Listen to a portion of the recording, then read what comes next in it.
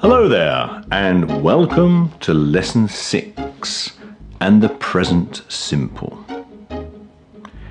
Okay, before we start, let's do the alphabet. Facciamo un po' di alfabeto. Ripeti dopo di me. A, B, C, D, E, F, G. Facciamo ancora una volta. A, B, C, D, E, F, G. Bravi.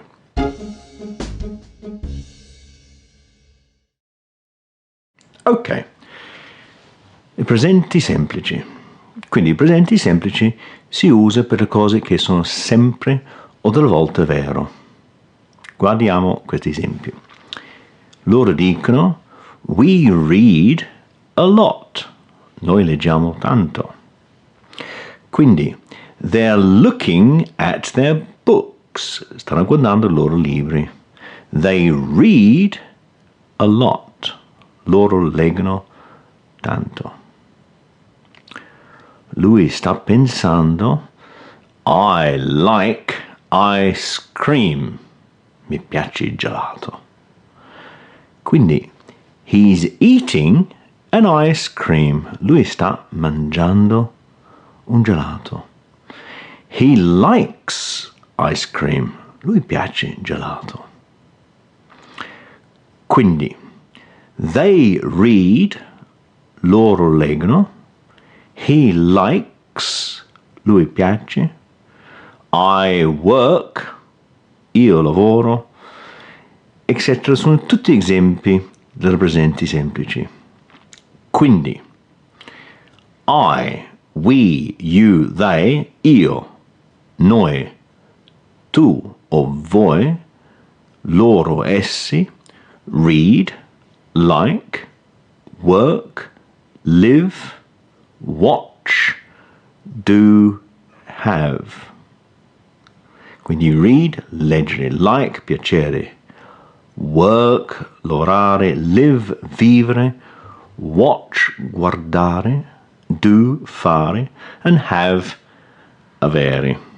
E quindi con questi soggetti, con queste persone, si usa il verbo all'infinito.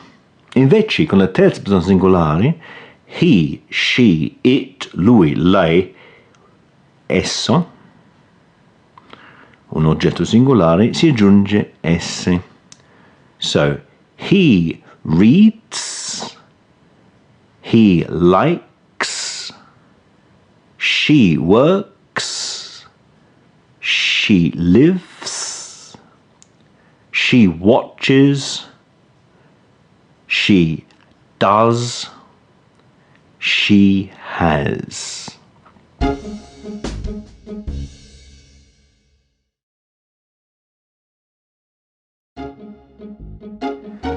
Quindi la cosa più difficile è che quando è la terza persona singolare, he, she, it, devi aggiungere s al verbo. So, I work in a shop. My brother works in a factory. Io lavoro in un negozio. Mio fratello lavora in una fabbrica. Quindi non si dice my brother work senza s. Linda lives in New York. Her parents live in Boston. Linda abita a New York e i suoi genitori abitano a Boston. It rains a lot in winter. Piove tanto all'inverno. Poi, un'altra cosa da ricordare, il verbo avere è irregolare. Quindi I have, ma he, she, it has. David has a shower every day. Davide fa la doccia tutti i giorni. E poi c'è una piccola cosa di spelling. Si aggiunge ES dopo i verbi che finiscono con S, SH o CH. Per esempio, pass, passare, diventa passes. Finish, finire, diventa finishes. Watch, guardare, diventa watches.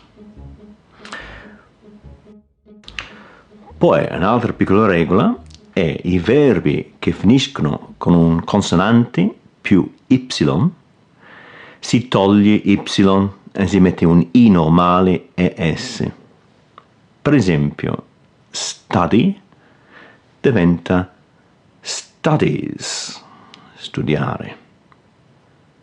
Try diventa tries, provare.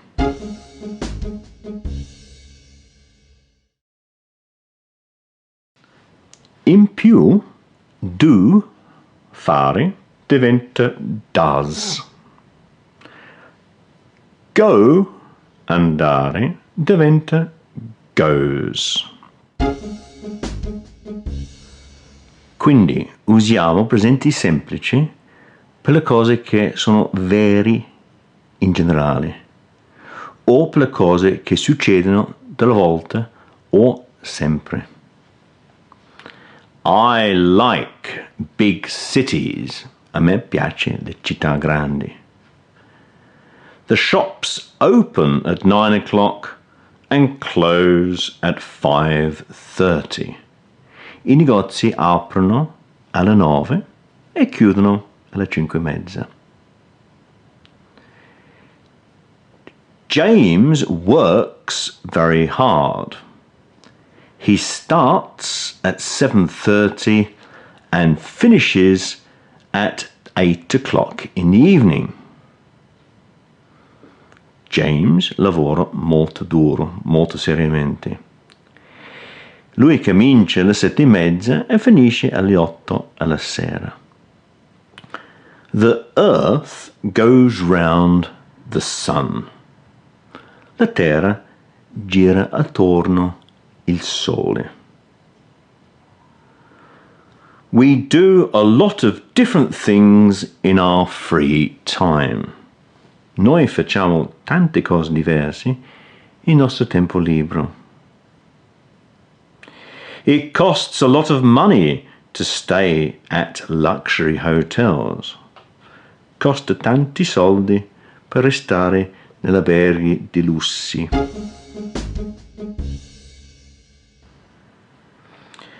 Ok, poi abbiamo avverbi di frequenza. Always, sempre. Never, mai. Often, spesso. Sometimes, delle volte. Usually, di solito. Ok, quindi questi qui vanno prima dei verbi. Sue always arrives at work early. Non si dice Sue arrives always, quindi Susanna arriva sempre al lavoro in anticipo. I usually go to work by bus, but sometimes I walk. Non si dice I go usually. Io vado al lavoro di solito in autobus, ma delle volte vado a piedi. Mary never eats breakfast. La Mary non mangia mai prima colazione. William lives near us. We often see him. William abita vicino a noi. Ci vediamo spesso.